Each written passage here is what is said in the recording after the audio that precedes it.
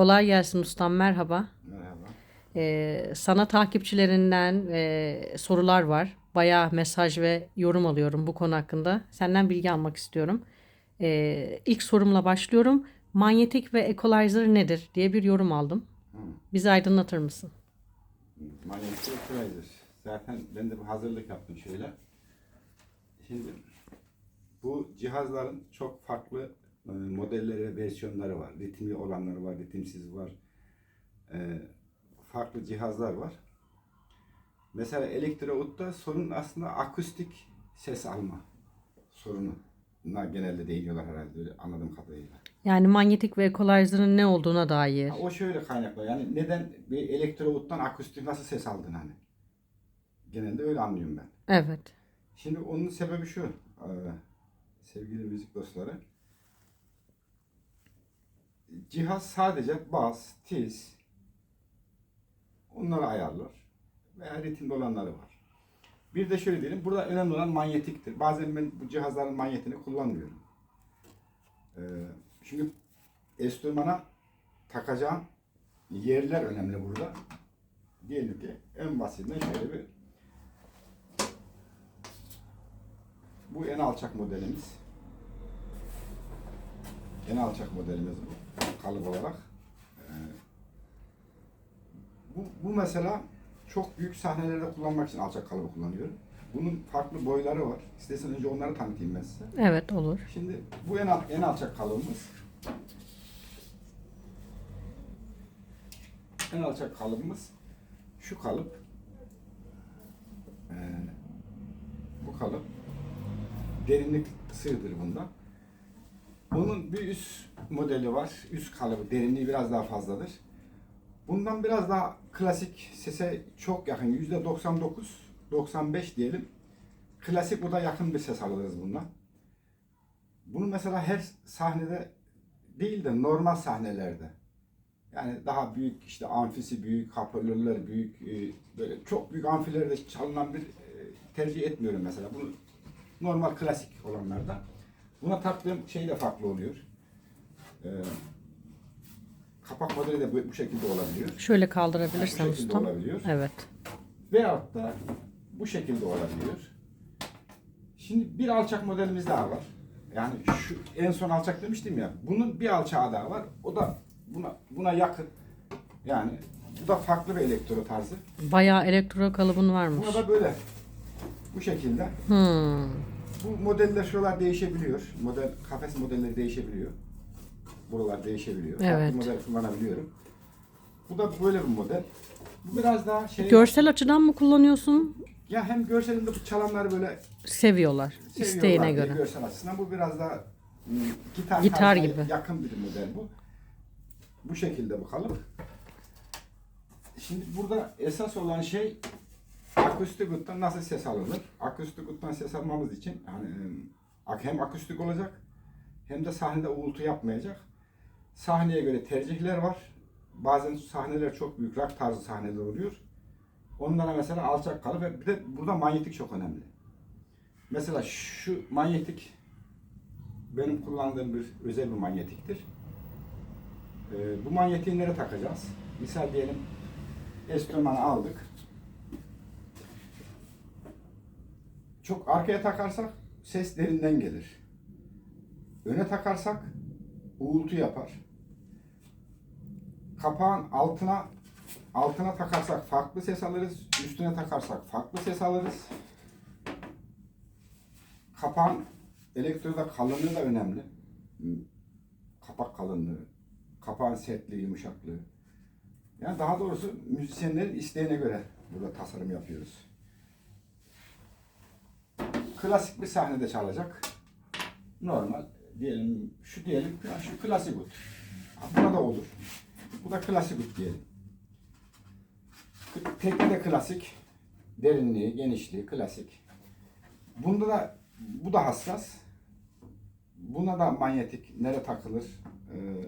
Nasıl bir kapak kullanman gerekir? Bu kafeslerin hepsi olması gerekir mi? Onun için mesela tek kafesle kullanıyoruz böyle tek olarak. Yine de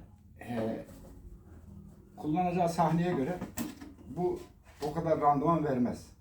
Yani akustik alırsın da her sahnede randıman vermez. Çünkü ses demek biliyorsunuz frekans demek. Çok büyük bu boy hoparlörler koyuyorlar açık havada. Ve sesin çok olduğu bir alanda sesi alır. Burada etkenlerden bir tanesi de ağaç kalınlığıdır. Şöyle örnek vereyim.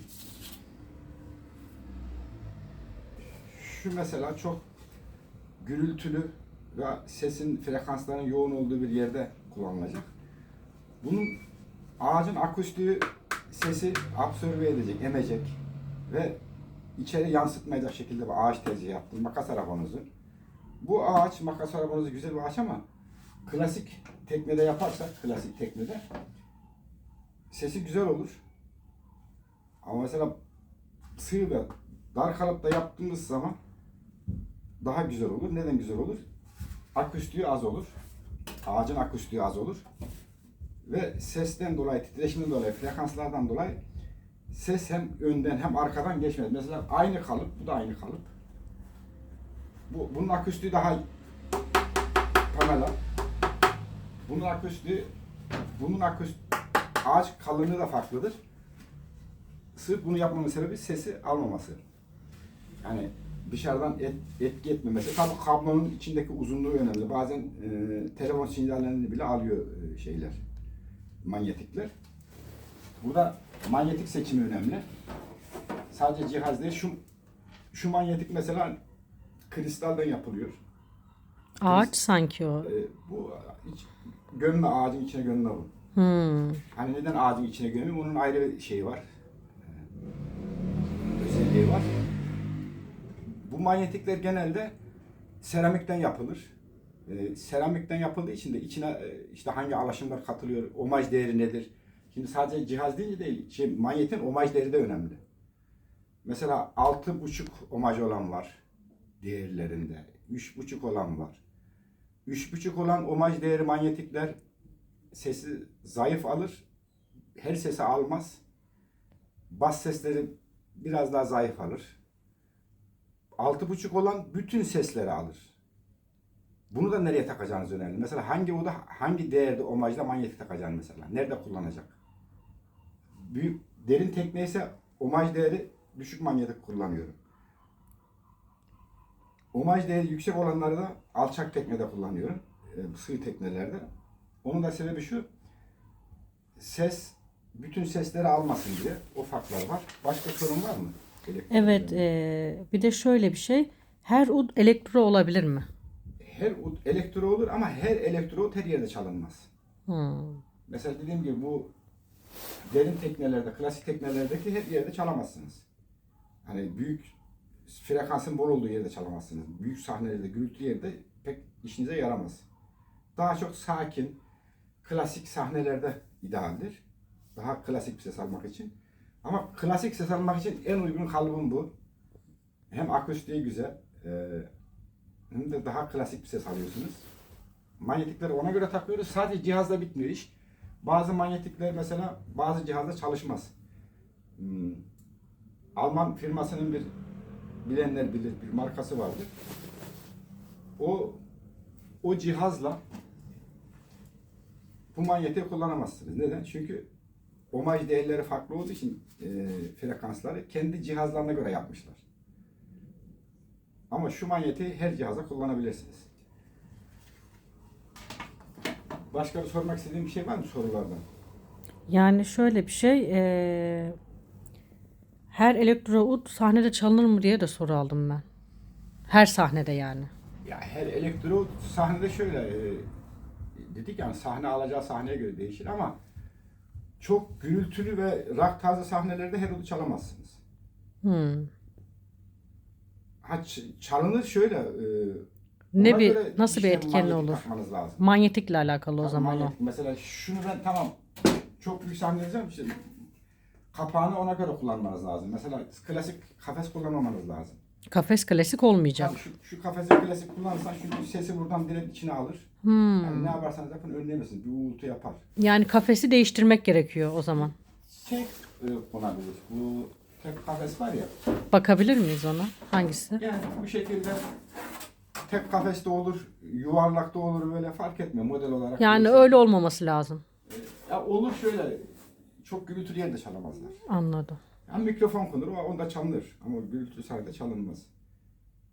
Başka sormak istediğim şey var mı? Yok, bununla ilgili başka sormak istediğim bir şey yok. Yani cihazla iş bitmiyor sadece. Ha, sadece cihaz değil yani. Manyetleri Etken. takmanızla alakalı lazım, kapağın titreşimiyle alakalı lazım.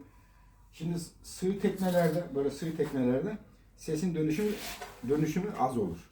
Sığ olanlarda. Tabii sığ olanlarda, yani böyle basık olanlarda ses döngüsü az olduğu için içerideki rezonans da az olur. Kapağın rezonanstan dolayı da bir titreşim yapmaz. Titreşimden dolayı bir uğultu yapmaz. Derin teknelerde ne yapıyor? Tekne derin olduğu için, hacimli olduğu için sesin dönüşü çok şey oluyor. Evet, aslında hepsi bir bütün. Yani tek Tabii. manyetikle alakalı bir şey Manyetikle değil bu yani. alakalı Hani bu ben şey- udumu getirdim, manyetik takayım, bu sesi alayım, yok. Hepsi kapak, Yok, şeyle tekne alakalı. derinliği. Şimdi, mukavemet çıtaları koyuyoruz ya buraya, frekans. Evet, Frekans artırıcı mukavemet çıtaları koyuyoruz. Onun kalınlığı da önemli. Onun titreşimi önemli. Bunu diyelim ki bunu diyafram olarak kabul edelim. evet. Diyafram sürekli hareket eder böyle. Hava hani nefes alır verirken, şarkı söyleyenler de daha iyi bilir bunu. Bunu diyafram. Bu ne kadar titriyor mesela böyle bu şekilde. Tabii biz şimdi böyle yapıyoruz da bu kadar titreşmiyor. Ama hissedersiniz böyle o titreşimi. Kapak sürekli hareket eder, titreşir. Bunun titreşimini ayarlamanız lazım. Peki elektrodlarda Çok mukavemet çıtalarını ayrı mı kullanıyorsun? Yani normal teknedekinden farklı mı kullanıyorsun? Biraz daha farklı Anladım. kullanıyorum. Neden? Çünkü titreşimle ayarlıyorum. Yani büyük teknede, derin teknede ona göre balkon yapıyorum. Elektrovottaki titreşim kullanacağı yere göre. Yani akustik kullanacaksa ayarını şeye göre yapıyorum. Normal klasik şeye göre. Ama çok gürültülü sahnede kullanacaksa mesela şu titreşim az olsun diyerek, şimdi bir şey ne kadar titriyorsa her şey frekanstır kendine. Evet. O titreşimden dolayı frekans hava moleküllerini titreterek içerideki teknenin içine sürekli şey verir. Titreşim böyle. Tabii biz gözle görmüyoruz onu. Sürekli böyle titreşim, bu ses çanağı. Bu niye ses çanağı diyoruz? Sesi toplayan bir şeydir bu. Sesi toplar. Çok derin olursa ses döngüsü fazla olur.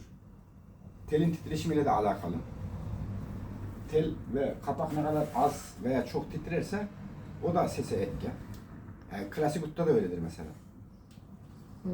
Şu an senin kaç tane kalıbın var elektro için Elektro ustam? için Yani kaç tane tasarladın? 3 Bir baksak onlara. Şöyle eğilsem ben. kalıbım var. Kapak modelleri farklı. 3 kalıp var. Ha, kapak Bir de, modelleri de farklı. şu mesela Hepsini. büyük kalıbın 2 santim şeyi darı. Klasiğe yakın. Klasiğe yakın bu. Bundan klasiğe yakın bir ses alıyorsun. O da nedir? Şurası açık, böyle rahat, kucağında rahat çalsın diye. Ama en ideal kalıbım dediğim, en sevdiğim kalıp bu akustik. Hem elektro hem akustik olarak. Bunun mesela şeyini de yaptım ben. Akustiğini de yaptım mesela. Bak gösterebilir miyim onu? Tabii, ona bakarsak iyi olur. Elektro değil ama akustik.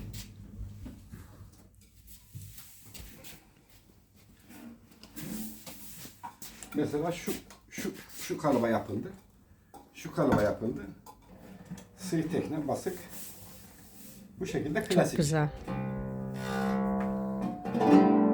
Bundan klasik ses alıyorum.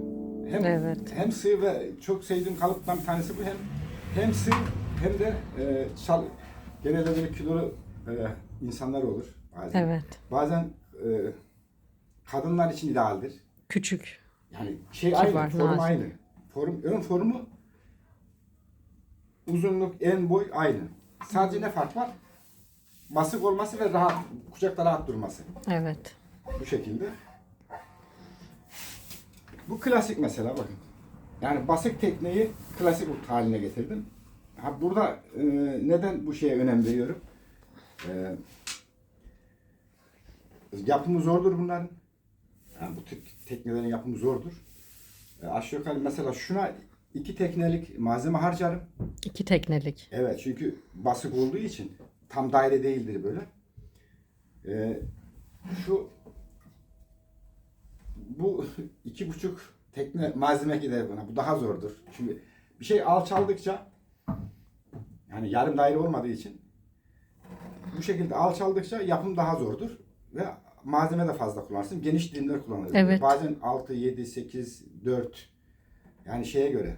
Bükerken görmüştüm Evet. zaten onu. Şimdi bu şekilde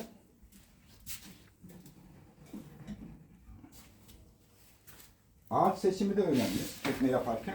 Ağaç seçimi nedir? İşte aküstüğü dediğim sahneye göre mesela aküstüğü az olan ağaç. Aküstük kalınlık da etken. Şimdi biz zannediyoruz ki sadece ses yönünden alıyor değil mi? Hayır yönünden de almıyor. Ses çarpar buraya dışarıdan çok büyük sahnelerde, gürültülü olan sahnelerde. Buradan da sesi alır. Çift taraflı olarak sorun yaşar. Başka sorun yoksa şey yapabiliriz. Yok, başka sorum yok. Teşekkür ederim ustam. Şey değil.